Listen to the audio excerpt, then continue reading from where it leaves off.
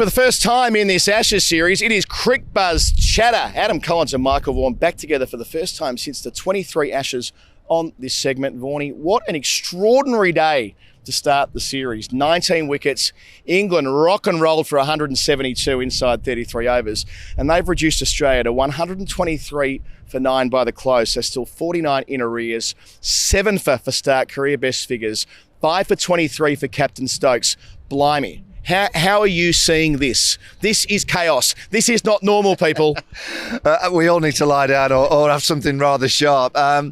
Usually, I think the hype and the build-up, it's been like a heavyweight boxing bout. You know, and sometimes you get to that kind of bout and the actual build-up and the hype's better than the bout. Well, we've not been disappointed. You know, it was the Aussies that threw the first punch, and then England had a little bit of a jab back with Harry Brook and Jamie Smith, and then England collapsed and they were down. And then all of a sudden, I have to say, the England bowlers, it's as good an England performance with the ball. I mean, they've had some good ones over the years, but, you know, Anderson, Broad, etc., etc. But as a group of 5 seam bowlers, on a piece that offered a little bit, when your team needs you to deliver because your batters have let you down, that was exceptional. I thought the first 10 overs, Archer and Gus Atkinson, when they had to win that moment, they had to win those 10 overs to get themselves, they didn't get all the wickets, but they pushed Marnus Labuschagne back, they pushed Steve Smith back.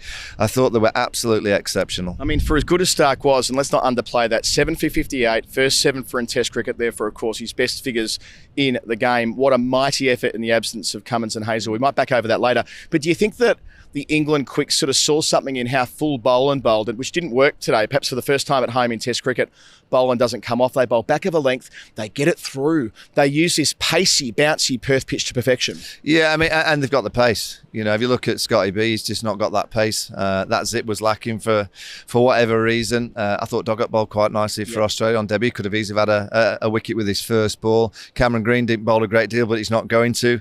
Starc was exceptional. Knowing that Cummins and Hazelwood aren't in your team, you know that you've got to perform. He steps up to the mark. But the England bowlers, you're right, they just came in and whacked the pitch. But it wasn't whack the pitch short of a length. It was that awkward length. You go forward, you go back.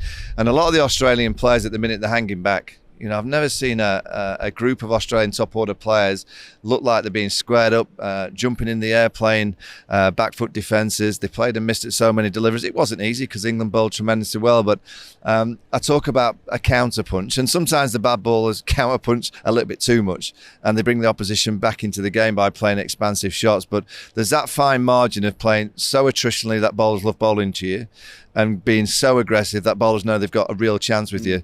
And I thought Australia really were far too attritional, and at times England were far too Bazball-y. I think England will look at what they've done today with the ball in hand, with the armoury that they have, and sometimes the first inning of a series, a big series, you can do some damage. You can start to open cracks. And I thought today, and whatever happens, and I think England are favourites from here, batting first here is a big key, and Ben Stokes winning the toss and batting. I thought he was going to bowl, but it was the right call to bat first. I look at long series and think you can start opening a few open cracks early in a series, early in the stages of a bowling attack, bowling to a batting attack.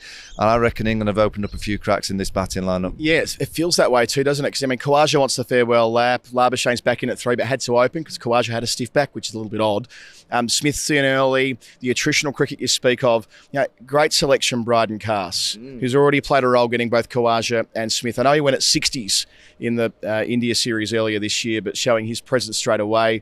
Mark Wood doesn't quite come off, but Archer does. 2 wickets for Archer straight away. I mean, it doesn't all need to work at the same time. You just need enough match winners in this country. We've seen that over time when England have come here and it's been limp. It didn't feel limp at any stage with the ball. We'll come back to their batting, of course, but isolating what happened in the last couple of hours, they were as dynamic as I've seen an England attack. Yeah, and apart from the caught and bowl chance that went down, they were exceptional in the field as well. They looked alive, they looked alert. Ben's tactics are exceptional. That dismissal of Cameron Green when he brought his mid on and mid off straight, and he said, "Go on, Cameron, I'm going to keep dangling that carrot. I'll come just slightly wide of the crease and I'll just straight outside off stump and I'll get you playing for extra cover." And it worked. Whoever was in the dugout, because he turned to the dugout and went, so someone had created that tactic to get that mid on and mid off straight. So excellent tactics from England. Look, Stokes gets wickets. I don't think he was the pick of the bowlers today, but he got 5 for. How does he do it? I mean, he's got that beefy energy, doesn't he? You know, like he comes on, 7th ball, then gets a wicket in his 3rd over, his 4th over, his 6th over. 5 for 23 goes to bed on tonight. The guy's a freak. I mean, he just does it. It's like every game of cricket that Ben Stokes is involved in, somehow he has an influence. I've seen nothing like it in my life. I've had psychologists in England teams in the past where they've always said, you just face the skill, not the name. Shane Warne, face a leg spinner, not Shane Warne. You say, but you can see him. And I think that's with Ben Stokes. You can't just face it. Because if you actually face Ben Stokes' skill today, he actually didn't bowl brilliantly, but he got 5 wickets. Presence. Because of he's got this aura. Yeah. And Australia, look, they're not scared of Ben Stokes because it doesn't happen, but they've got something against Ben Stokes, and he knows he's got something against them. He just turns up with the ball in hand, with the bat in hand, and I think he just has this presence and this aura that he believes he can contribute at any stage against an Australian team. So he's the one contender for our performer of the day. The other, of course, is the great Mitchell Starc. Wickets up top. 3 in his first spell, one of the great opening Ashes spells, I reckon. Stark's getting better with age. He is improving the older he gets. I know what happened here last year where Australia bowled out India in 2 sessions and a similar scoreline at the close, but this today is without Hazlewood, it's without Cummins. He's doing it, really, he's carrying the attack on his back to be there and to be counted and to knock over Stokes the way he did after lunch. Wickets early, wickets late, it was the complete performance. His first 7 for in Test cricket. Yeah, brilliant, and he just found that flow straight away. You could actually see him, and he got a wicket with his 6th ball, but the first 5 balls were right. Sometimes any bowler, Mitchell Starc, whoever, will bowl a loose one or bowl one short and wide and you can get one away. His first 5 balls set up that big drive because Zach Crawley wants to get away. He wants to get the big drives away. It was actually the shortest ball of the over, and he gets the key wicket. But the ball to Ben Stokes, that setup of just going a bit wider, and then just getting the ball angling back into the stumps was perfection. And the problem for Australia is that Mitchell Starc would have wanted a bit longer in the rooms watching his team bat. He now goes to sleep in the lovely hotel down the way. I'm sure it'll be a nice bed, but sure there'll be a pool that you can do a bit of rehab. But he'll be back out there straight away tomorrow, and it's just not enough rest. And I look at this series and the way that it might be played out, we're bound to get injuries because I just don't think the batting lineups are going to give the bowlers much rest. And I look at England tomorrow; they've got a golden chance of really nailing this game tomorrow. The pitch may play a bit better; it might not. We'll have to wait and see. But if they get that chance to just go and bat the whole day, to give their bowlers a full day's rest, please take it. Don't allow Australia back into this contest from an English perspective by playing silly shots, gifting them early wickets, because we've seen, particularly in Ashes cricket, it's never won. And this Australian team will keep fighting. Even though there's a few cracks starting to arrive, they'll keep fighting. And I wouldn't want to see, here in Perth, a 300 chase is possible because this pitch might flatten out. England have got to nail tomorrow and bat the full day. Yeah, and there were other performances with the bat as well, like Pope's now in the series for 46 today, albeit out leg just before lunch. Brooke batted in a, at times outlandish way, but, that's what freaks do. He got himself for 50. So, guys in the series for England with the bat as well. Vaughanie, let's take a pause and go into the hot spot. In the hot spot today, it's your old mate Joe Root. Your old Yorkshireman teammate, well, not teammate literally, but, you didn't quite cross over in the England team, nearly did.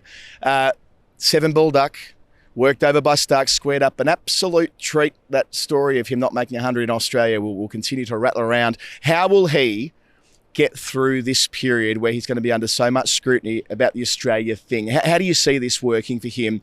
How does he deal with it psychologically? Well, you go before he got out. I thought he was run out at the non-strikers, and I thought that's about right for Joe in Australia. I found a way. I think the key to Joe, and he said it pre-series, it's about winning. I think the bigger picture of, winning the series is what he's about, and it's about contributing to the England side at certain moment. Watch him tomorrow. If he can get away, he might just be that batter that can bat the full day, give the bowlers a full day's rest. There's clearly a slight issue with his, I think he snicked 9 of the last 9 to the cordon. Yeah. So here in Australia, even though I'm a good pal of his, I'd be wrong to say he doesn't have a problem in Australia against the bouncing ball just outside off stump. He clearly has gotten a bit of an issue, but he'll work away. He'll find a way. I think he's going to try and find a cut shot, that square batted shot that he gets on the back foot and punches with the extra bounce. That's a bit of an issue here in Australia. He will find a way. He seems to be in a great mind. He seems to be calm. The key thing for Joe, and he said it, if England win the series and he doesn't get 100, I don't think he's going to give 2 hoots. It's all about England winning the series, but the only way England will win the series, I think, will be a contribution or 2, a big contribution from Joe Root at number 4. I know we've run a bit over time. There was 19 wickets today. Blameless pitch as well, for what it's worth. It was bouncy, but it wasn't, there were no demons in it. Before we get out of here, we're going to press fast forward. Vaughanie, Where are we tomorrow? 19 wickets today.